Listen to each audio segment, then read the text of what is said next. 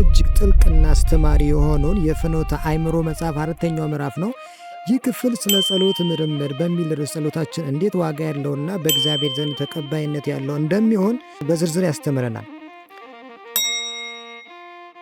በመጽሐፉ ቁጥር 45 ላይ እንዲህ ይላል፣ የተጻፉ ጸሎቶች ሁሉ የጸሎት ማስታወሻዎች ናቸው። ጸሎት የሚሆኑት አንባቢው በልቡ እያስተዋለ ሲጸልያቸው ነው።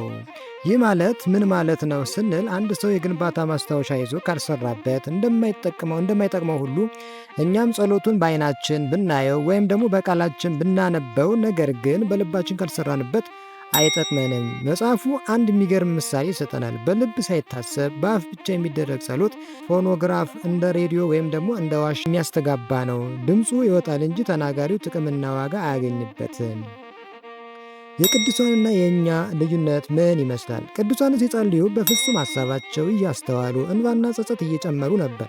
እኛ ግን ልባችን ሌላ እያሰበ በአፋችን ብቻ ብንናገር እንደ ገደልና እንደ ዋሻ ሆነን በእግዚአብሔር መቀለድ ይሆናል እንጂ ጸሎት አይሆንም ይላል መጽሐፉ በቁጥር 46 ላይ። ጸሎት ማለት ተናግሮተ ሰብእ ምስለ እግዚአብሔር ነው። ተናግሮተ ሰብእ ምስለ እግዚአብሔር ወይም ደግሞ የሰው ከእግዚአብሔር ጋር መነጋገር ነው። በአፍ ከእግዚአብሔር ጋር እያወሩ በልብ ግን ስለ ዓለም ማሰብ፣ ስለ ዓለም ሁኔታ በአእምሮ ማሰላሰል ከንጉሥ ፊት ቆሞ ፊትን አዙሮ ከሌላ ሰው ጋር እንደ መጫወት ይቆጠራል። ይህ ደግሞ ንጉሡ ይህንን በሚያደርጉበት ጊዜ እንደሚቀጣ ሁሉ ይህም ደግሞ አምላክን መናቅ ስለሆነ ቅጣቱ ያስፈራል። በጸሎት ጊዜ ልናስባቸው የሚገቡ 5 ነጥቦች ምንድን ናቸው? አዎ ስንጸልይ በልባችን ልናስተውላቸው፣ ልናስባቸው፣ ልንመረምራቸው፣ ትኩረት ልንሰጣቸው የሚገቡ 5 ዋና ዋና ነጥቦች አሉ። አንደኛው በጸሎታችን ውስጥ ከቅዳሴና ከማክበር ቃል ሲደርሱ የእግዚአብሔርን ፈጣሪነት፣ ገዥነት፣ መስጠትና መንሳቱን እያሰቡ በልብ ማክበርና መጸለይ ያስፈልጋል። ሁለተኛው ደግሞ ከምስጋና ቃል ሲደርሱ የአምላክነቱን ሥራ ተአምራቱንና ጥበቡን በአንክሮ ማሰብ፣ በሰውነቱ የሠራውን ትሕትናና ፍቅሩን እያሰቡ ማመስገንና መጸለይ ይገባናል። ሦስተኛው የልመና ቃል ከልመና ቃል ሲደርሱ የሚለምኑትን ለመስጠት አምላክ ያለውን ቸርነት ከአባት የሚበልጥ አሳቢ መሆኑን አምኖ መለመን ግዴታ ያስፈልጋል።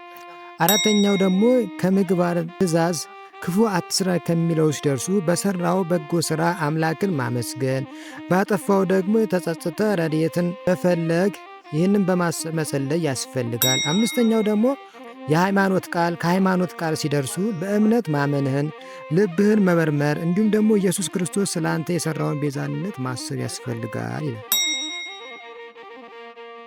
አዎ ብዙዎቻችን ልቤን ሰብስቤ መጸለይ ካልቻልኩ በአፌ ብቻ መጸለዩ ምን ይረዳኛል ብተው አይሻልም ብለን እንጠይቅ ይሆናል። ለመጀመሪያው ደቀ መዝሙሩ አረጋዊ ቁጥር 51 ላይ የሰጠው መልስ አስገራሚ ነው።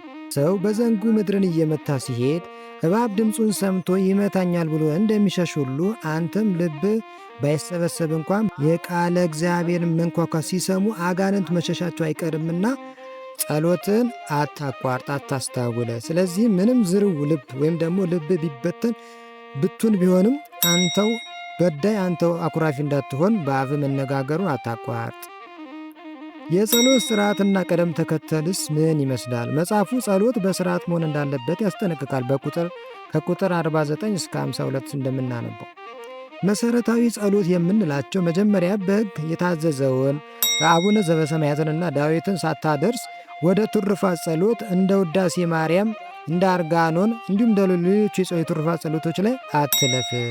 ውዳሴ ማርያም የደገመ ራሱን ሌላውንም ያድናል። ቅዳሴ ማርያምን የደገመ እንደ አባ ሳሙኤል ይሆናል። ውዳሴ አምላክን ዕቀበኒን የደገመ ለንስሐ ሞት ይበቃል።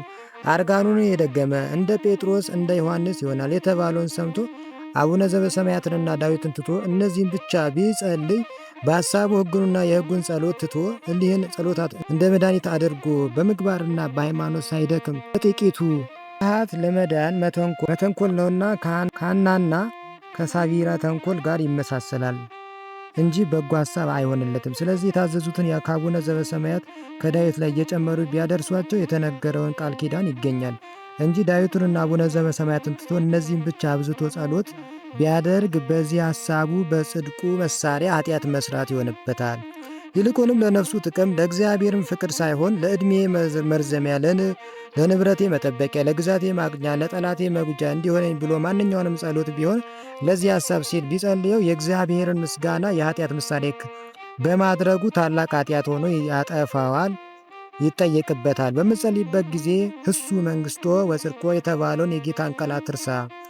ባላጋራም ቢነሳብህ ከእጁ ከተንኮሉ አድነኝ እያልክ ለምነው እንጂ አጥፋው እያልክ ለፈጣሪ ፍርድ አሳልፈ አትስጠው። ጸሎት የምናደርስባቸው ጊዜያትስ ምን ይመስላሉ ስንል የጸሎት ማድረሻውን ሰዓት ከሰዓቱ ክፍል እንደተጻፈው እያደረግክ አድርሰው።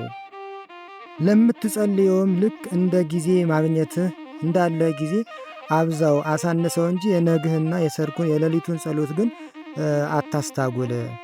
የልቦና ጸሎት የአፍንም ጸሎት ቢሆን በምትጸልይበት ጊዜ ሰውነትን ሁሉ በአንቀጸ ጸሎት ሰለስቱ ምዕት እንዳዘዙት ዓይንን ወደ ሰማይ በማንሳት እጅን በመዘርጋት ጉልበትን በማስተብረክ በማሰገድ እግርን በቁመት ወገብን በመታጠቅ የጸሎትንም ቦታ በመሰወር አድርገ ጸልይ። ታመምክ ወይም ደግሞ የግድ ችግር ካልገጠመ በቀር እንደ ተጫዋች ተቀምጠ በመጸለይ አምላክን አትደፋፈር።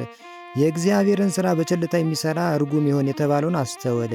እንግዲህ ተመልካቾቻችን ጸሎታችን በአፍ ብቻ ሳይሆን በልብ የታጀበ በስርዓት የተመራና በትሕትና የቀረበ እንዲሆን ይህ የፍኖተ አእምሮ ትምህርት መጽሐፍ ይመክረናል።